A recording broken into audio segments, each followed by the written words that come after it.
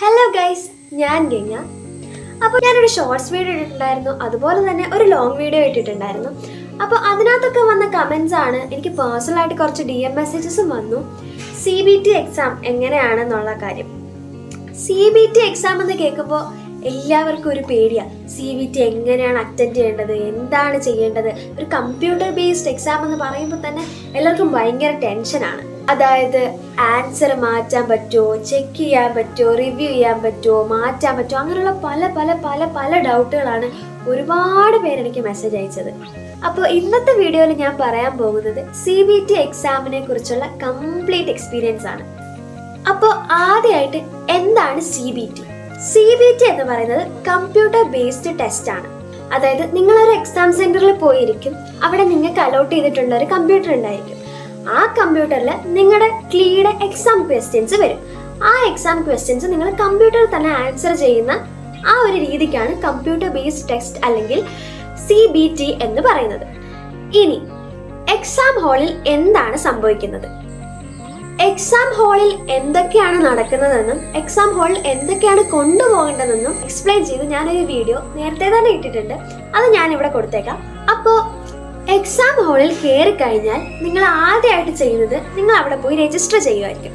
അവിടെ പോയി രജിസ്റ്റർ ചെയ്തതിന് ശേഷം നിങ്ങളെ ആ ഇൻവിജിലേറ്റേഴ്സ് നിങ്ങളുടെ അലോട്ടഡ് ആയിട്ടുള്ള ക്ലാസ് റൂമുകളിലേക്ക് കൊണ്ടുപോയി നിങ്ങളുടെ അലോട്ടഡ് ആയിട്ടുള്ള കമ്പ്യൂട്ടേഴ്സിലേക്ക് നിങ്ങളെ അവിടെ ഇരുത്തും. ആ സ്ക്രീനിൽ നിങ്ങളുടെ ലോഗിൻ ഡീറ്റെയിൽസ് ഉണ്ടാവും. അതെല്ലാം ചെക്ക് ചെയ്തതിന് ശേഷം എക്സാമിന് കറക്റ്റ് 15 മിനിറ്റ് മുമ്പ് നിങ്ങൾക്കൊരു മോക്ക് ടെസ്റ്റ് ഉണ്ടായിരിക്കുന്നതായിരിക്കും. ആ മോക്ക് ടെസ്റ്റ് എന്ന് പറയുന്നത് നിങ്ങൾക്ക് കമ്പ്യൂട്ടറിൻ്റെ എല്ലാ കാര്യങ്ങളും മനസ്സിലാക്കാനും നിങ്ങൾക്ക് ഡൗട്ട് എന്തെങ്കിലും ഉണ്ടെങ്കിൽ ചോദിക്കാനും അതൊക്കെ ക്ലിയർ ചെയ്യാൻ വേണ്ടിയിട്ടാണ് ഈ 15 മിനിറ്റ് മോക്ക് ടെസ്റ്റ് ഉണ്ടായിരിക്കുക. ഈ മോക്ക് ടെസ്റ്റിന്റെ മാർക്ക് ക്ലീയുടെ മാർക്കായിട്ട് കൂട്ടില്ല.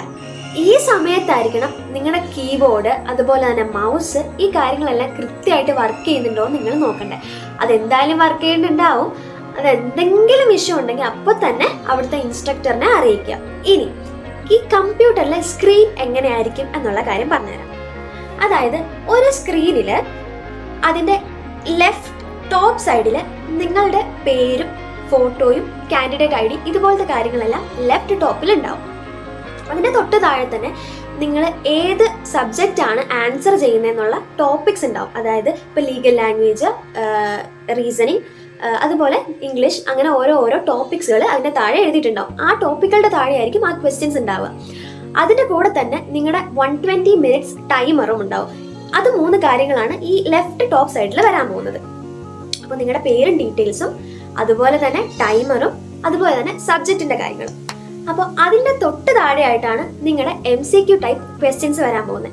നിങ്ങളുടെ MCQ ക്വസ്റ്റ്യനും അതുപോലെ തന്നെ അതിന് 4 ഓപ്ഷൻസും ABCD എന്ന് അടയാളപ്പെടുത്തി അവിടെ ഉണ്ടായിരിക്കുന്നതാണ്. അതുപോലെ തന്നെ സ്ക്രീനിന്റെ റൈറ്റ് സൈഡിൽ ഒരു ഗ്രിഡ് ഉണ്ടായിരിക്കും. ആ ഗ്രിഡിൽ നിങ്ങളുടെ 120 ക്വസ്റ്റ്യൻസും ഓരോ ബോക്സസ് ആയിട്ട് അടയാളപ്പെടുത്തി വെച്ചിട്ടുണ്ടായിരിക്കും. അതായത് 1, 2, 3 അങ്ങനെ 120 വരെ എഴുതിയിട്ടുണ്ടായിരിക്കും. ഏറ്റവും ബോട്ടം സൈഡിലാണ് നിങ്ങൾക്ക് സേവ് ആൻഡ് നെക്സ്റ്റ് അതുപോലെ റിവ്യൂ, മാർക്ക് ഫോർ റിവ്യൂ ഇതുപോലത്തെ ഓപ്ഷൻസ് ഉണ്ടാവുക. നിങ്ങളൊരു ക്വസ്റ്റ്യന്റെ ആൻസർ സെലക്ട് ചെയ്ത് സേവ് ആൻഡ് നെക്സ്റ്റ് കൊടുത്താൽ മാത്രമേ അത് നിങ്ങൾ മാർക്ക് ചെയ്തതായിട്ട് കൂട്ടത്തുള്ളൂ. ഈ സേവ് ആൻഡ് നെക്സ്റ്റ് കൊടുക്കുമ്പോൾ ഈ സൈഡിലെ ഗ്രിഡ് ഉണ്ടെന്ന് പറഞ്ഞില്ലേ, ആ ഗ്രിഡിൽ നിങ്ങൾ ഏത് ക്വസ്റ്റ്യൻ ആണോ സേവ് ആൻഡ് നെക്സ്റ്റ് കൊടുത്തത് ആ ബോക്സ്, ആ ക്വസ്റ്റ്യൻ നമ്പറിന്റെ ബോക്സ് ഗ്രീൻ കളറായിട്ട് മാറും. അതുപോലെ തന്നെ നിങ്ങൾക്ക് എന്തെങ്കിലും ഡൗട്ട് ഉണ്ടെങ്കിൽ നിങ്ങൾ കൊടുക്കേണ്ട ഓപ്ഷൻ മാർക്ക് ഫോർ റിവ്യൂ ആണ്. മാർക്ക് ഫോർ റിവ്യൂ ചെയ്ത് കഴിഞ്ഞാൽ ഈ സൈഡിലെ ആ ഗ്രിഡിൽ ആ ക്വസ്റ്റ്യൻ നമ്പർ ഒരു പർപ്പിൾ കളറായിട്ട് മാറും. ഇതാണ് നിങ്ങൾ ശരിക്കും പറഞ്ഞാൽ ഒരു സ്ക്രീനിൽ കാണുന്നത്.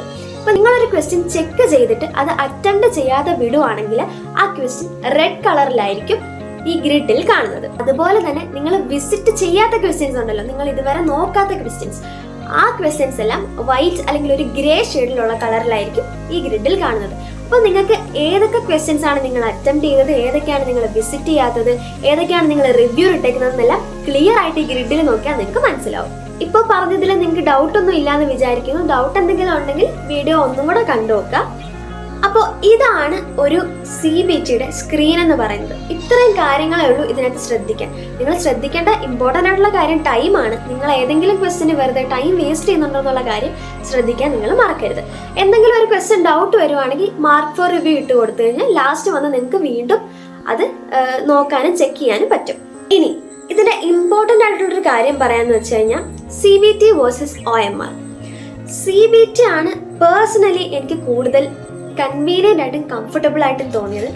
അതെന്താന്ന് വെച്ച് കഴിഞ്ഞാൽ ഇപ്പോൾ ഒരു CBT ക്വസ്റ്റ്യൻ ആണെങ്കിൽ നമുക്ക് വീണ്ടും അത് വന്ന് റിവ്യൂ ചെയ്യാൻ പറ്റും. ഇപ്പം നമ്മൾ അറിയാണ്ടൊരു തെറ്റ് ആൻസർ എഴുതിയാൽ പോലും നമ്മളത് ഓർക്കുവാണെങ്കിൽ നമുക്കത് വീണ്ടും വന്ന് കറക്റ്റ് ചെയ്യാൻ പറ്റും. പക്ഷെ OMR ഷീറ്റിൽ അതൊന്നും ചെയ്യാൻ പറ്റില്ല.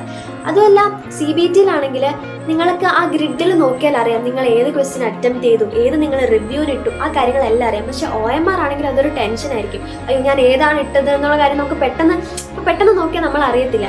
അപ്പോൾ ആ ഒരു കാര്യത്തിലെല്ലാം ഭയങ്കര കംഫർട്ടബിൾ ആണ് CBT. അപ്പോൾ നിങ്ങൾ CBT ആണ് എന്ന് ഓർത്ത് ടെൻഷൻ അടിക്കുന്നതിനെ കാട്ടി CBT ആണല്ലോ എന്ന് സമാധാനിക്കുന്നതാണ് കൂടുതൽ നല്ലത്. അപ്പോൾ നമുക്ക് ബബിളൊന്നും ഫില്ല് ചെയ്യേണ്ട, ആൻസർ നമ്മൾ ഏതാ ചെയ്തതെന്ന് കാണാം, എല്ലാം ഭയങ്കര കംഫർട്ടബിൾ ആയിരിക്കും CBT എന്ന് പറയുന്ന എക്സാം. നിങ്ങൾ ടെൻഷൻ അടിക്കേണ്ട, കമ്പ്യൂട്ടർ സ്ക്രീനിൽ അത് ചെയ്യുന്നുണ്ട് എന്നുള്ളൊരു വ്യത്യാസം മാത്രമേ ഉള്ളൂ. അത് നമുക്ക് കംഫർട്ടബിളുമാണ്. അപ്പോൾ നിങ്ങൾ എന്തായാലും CBTയെ പേടിക്കേണ്ട.